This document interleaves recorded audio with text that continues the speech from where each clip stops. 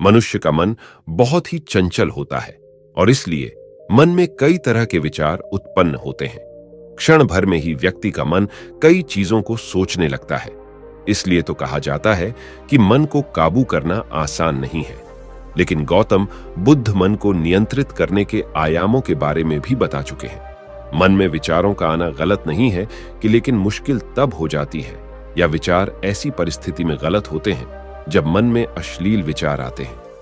कभी कभी तो ना चाहने के बावजूद भी मन में अश्लील विचार आते हैं। अगर आपके मन में भी ऐसे विचार आते हैं तो गौतम बुद्ध की इस कहानी से आपके विचारों में जरूर बदलाव आएगा। बुद्ध अपने भिक्षुओं को उपदेश देने के साथ ही उन्हें भिक्षाटन के लिए भेजते थे।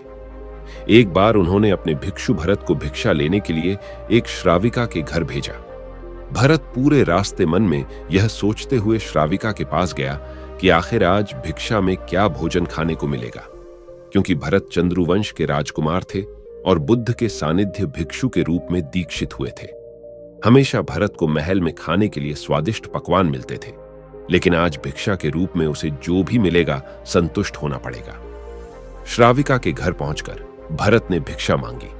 श्राविका ने भरत को बैठने के लिए कहा और भोजन लाने के लिए घर के भीतर चली गई। इधर भरत फिर से अपने प्रिय भोजन के बारे में सोचने लगे और जैसे ही श्राविका भोजन लेकर आई तो भरत अचंभित रह गए। भरत ने देखा कि श्राविका ने उनके लिए उनके पसंदीदा पकवान परोसे हैं और अपने प्रिय भोजन को देखकर वह खुश हो गए। भोजन ग्रहण करते हुए भी भरत सोच रहे थे कि महल में तो उन्हें भोजन के बाद विश्राम करने की आदत है, लेकिन आज उन्हें भोजन के बाद वापस तेज धूप में चलकर आश्रम जाना होगा। लेकिन भोजन के बाद श्राविका ने भरत को कुछ समय के लिए विश्राम करने का आग्रह किया। भरत फिर से खुश हुए कि आखिर आज उनके मन की सारी इच्छाएं कैसी पूरी हो रही है।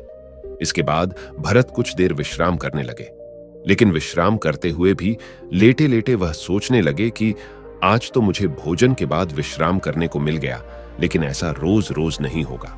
जब भरत विश्राम के बाद उठे तो श्राविका ने कहा कि आप जब तक चाहे यहां ठहर सकते हैं।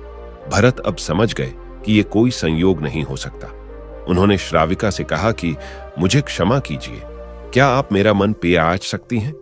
श्राविका ने हां में उत्तर दिया और कहा कि हां, मैं मन पढ़ सकती हूं। शुरू में यह कठिन था, लेकिन फिर मैंने स्वयं के मन विचारों को देखना शुरू किया। पहले मेरे विचारों की संख्या अनगिनत हुआ करती थी। इसके बाद मैंने विचारों पर ध्यान केंद्रित किया बिना पक्ष विपक्ष के अपने विचारों को देखने लगी। इस तरह से धीरे धीरे मेरे मन में विचारों की संख्या कम होती गई और सारे व्यर्थ विचार दूर हो गए। इसके बाद से ही मैं दूसरों के मन में चल रहे विचार को प्यार आंच लेती हूं। हालांकि श्राविका की बात सुनकर भरत घबरा गए। इसके बाद भरत ने श्राविका से आज्ञा ली और आश्रम के लिए निकल पड़ी। रास्ते में भी भरत फिर से मन में आए विचारों का स्मरण करने लगे कि श्राविका के बारे में उसके मन में अश्लील विचार भी आए थे। श्राविका ने उसे भी जान लिया होगा, वह मेरे बारे में क्या सोचती होगी। भरत खुद को लज्जित महसूस कर रहे थे। भरत ने आश्रम पहुंचकर गौतम बुद्ध से कहा कि अब मैं कभी भिक्षाटन के लिए नहीं जाऊंगा। बुद्ध ने भरत को पास बुलाया और कहा कि क्या हुआ है, तुम मुझे सारी व्यथा बताओ। भरत ने सारी बातें बुद्ध को बताई। इसके बाद बुद्ध ने कहा कि अगले 1 हफ्ते तक तुम भिक्षाटन के लिए उसी श्राविका के घर पर जाओगे, लेकिन तुम्हें इस बात का ध्यान रखना होगा कि कल भिक्षाटन के लिए जाते हुए तुम अपने चित्त को पूरे होश में रखना।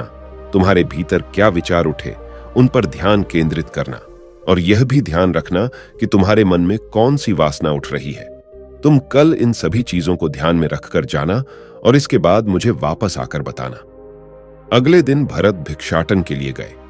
बुद्ध के बताए अनुसार वह पूरे रास्ते अपने होश को जागृत रखते हुए चल रहे थे। जब श्राविका का घर आया तो भरत ने भिक्षा मांगी। उसके भीतर कोई वासना नहीं थी और ना ही कोई विचार उत्पन्न हो रहे थे, क्योंकि उसने अपने मन को पूरी तरह जागृत रखा था। भरत ने भिक्षा ली और आश्रम चला गया। भरत ने बुद्ध को प्रणाम किया और कहा कि आज उसे जिस आनंद की अनुभूति हुई वह पहले कभी नहीं हुई। तो दोस्तों, आज के वीडियो में बस इतना ही। मुझे उम्मीद है कि आपको ये वीडियो पसंद आई होगी और आपको कुछ सीखने को मिला होगा। तो अगर आपको ये वीडियो पसंद आई तो इसे लाइक कीजिए और अपने परिवार और दोस्तों के साथ अवश्य शेयर कीजिए। और ऐसे और भी वीडियोस के लिए हमारे YouTube चैनल को सब्सक्राइब कीजिए और बेल आइकॉन पर क्लिक कीजिए ताकि आने वाली कोई भी वीडियोस आपसे मिस ना हो। और इस वीडियो को पूरा देखने के लिए आपका बहुत बहुत धन्यवाद।